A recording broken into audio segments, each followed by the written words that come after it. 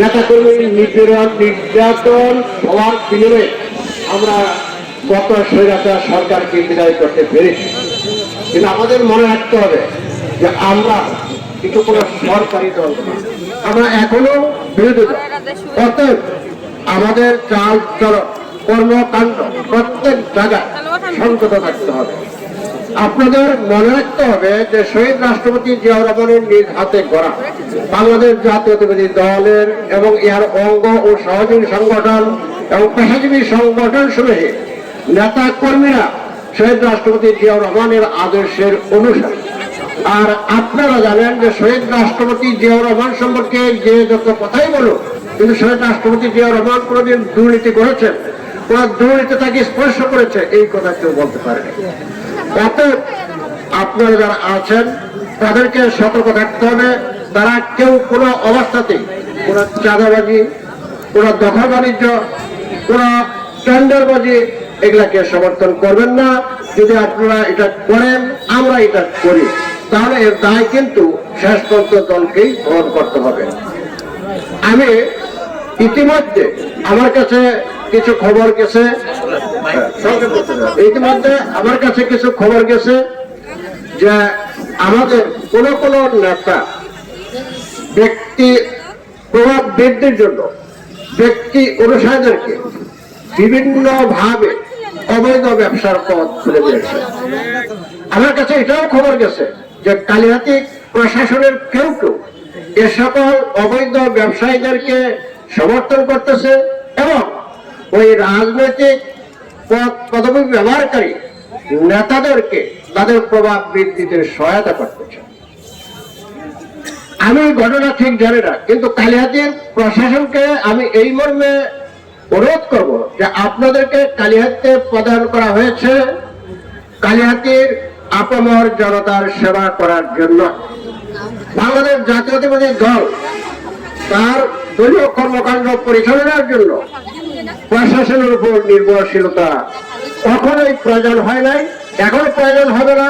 এবং কালিহাতী যারা এই বাংলাদেশের জাতীয় আদর্শের নেতাকর্মী আছে তারাই এই দলকে পরিচালনার জন্য যথেষ্ট। আওয়ামী লীগ আমলে বলা হতো যে আওয়ামী লীগ প্রশাসনকে দলীয়করণ করেছে।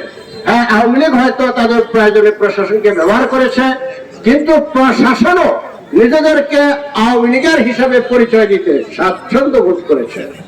আমি অনুরোধ করবো কালিহাতীতে যারা কর্মরত আছেন, যে যে বিভাগেই থাকেন না কেন, আপনারা দয়া করে কেউ আমাদের বিএনপির নেতা কর্মী হওয়ার ঘোষণা করবে।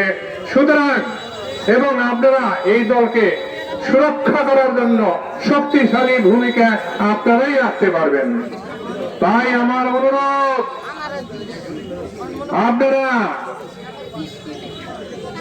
শহীদ রাষ্ট্রপতি জিয়াউর রহমানের আদর্শ, আমাদের নেতা ভারপ্রাপ্ত চেয়ারম্যান তারেক জিয়া সাহেবের নির্দেশ, আপনি জানেন তারেক জিয়া সাহেব কি বলেছে, যদি কোন যুবদল ছাত্র দল কেউ যদি অন্যায় করে, চুরি করে, খারাপ কাজ করে, প্রয়োজন হলে তাকে থানায় দিয়ে দেন, আমরা অন্যায়কে সমর্থন করব না।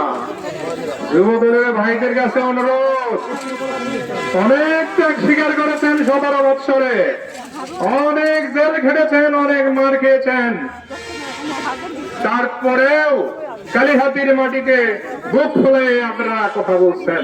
এটা কি আমাদের সার্থকতা না? এই সার্থকতাটাকে আমাদের ধরে রাখতে হবে। আমাদেরকে আগামীতে বিএনপিকে দুর্বল করার জন্য, বিএনপিকে ছোট করার জন্য, বিএনপিকে সমালোচনা করার জন্য অনেক রকমের পদক্ষেপ নিবে। যেহেতু যুবদল, ছাত্র দল আপনারা মাঠে আছেন, আপনারাই পারবেন, তোমরাই পারবা এর রক্ষা করতে, এই সমস্ত বিপদ থেকে দলকে রক্ষা করতে। তাই তোমাদের প্রতি আমার বিশেষ অনুরোধ, তোমরা আমাদের দলের 21 দফা, 31 দফা বাস্তবায়নের জন্য যে যে নির্দেশ আছে সেই নির্দেশগুলো মনে প্রাণে বাস্তবায়ন করার চেষ্টা করবা। আর একটা নির্দেশ হলো, আমরা দলকে ভালোবাসি। দিয়েছিলেন শৈশব প্রেসিডেন্ট জিয়াউর রহমান এসে বাংলাদেশ বাংলাদেশের জাতীয়তাবাদী দল বিএনপি প্রতিষ্ঠা করে 1979 সালে 1 জানুয়ারি ছাত্র দল প্রতিষ্ঠা করে এবং সেই ছাত্র দলের মূলনীতি শিক্ষা ঐক্য প্রগতি ছাত্র দলের মূলনীতি এইটার উপর ভিত্তি করে এই যে ছাত্র দল যে ভূমিকা পালন করে চলছে এই অবস্থায় 17 বছর এই আওয়ামী লীগ এই দেশটাকে ধ্বংস করে লুটে পুটে খেয়ে বিদেশ অর্থ পাচার করে 10টি ব্যাংকে সম্পূর্ণ ধ্বংস করে ফেলেছে, অর্থনৈতিক অবস্থা পঙ্গু করে ফেলেছে।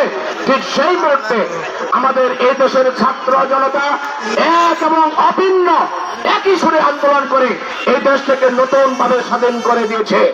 আমরা বলতে চাই এই আন্দোলন ছাত্র জনতার, এই আন্দোলন ছাত্র দল সহ সকল ছাত্রদের দাবির অধিকার রাখে। একক কোন ক্ষমতা, একক কোন সংগঠনের কৃতিত্ব নেওয়ার কোন সুযোগ নেই। এই ছাত্র দলের মিছিলে যারা অংশগ্রহণ করেছেন, আমি আপনাদেরকে বলতে চাই দেশকে সংস্কারের পরে গণতান্ত্রিক সরকার প্রতিষ্ঠা করার লক্ষ্যে বেগম খালেদা জিয়ার নেতৃত্বে, তারেক রহমানের নেতৃত্বে একটি গণতান্ত্রিক সরকার প্রতিষ্ঠা করার লক্ষ্যে আপনারা রাজপথে আছেন, রাজপথে থাকবেন, ঐক্যবদ্ধ থাকবেন।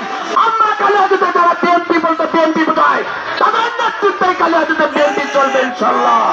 এইটুকু বলে সকলকে ধন্যবাদ জানিয়ে আমার সংক্ষিপ্ত বক্তব্য এখানে শেষ করছি। আসসালামু আলাইকুম।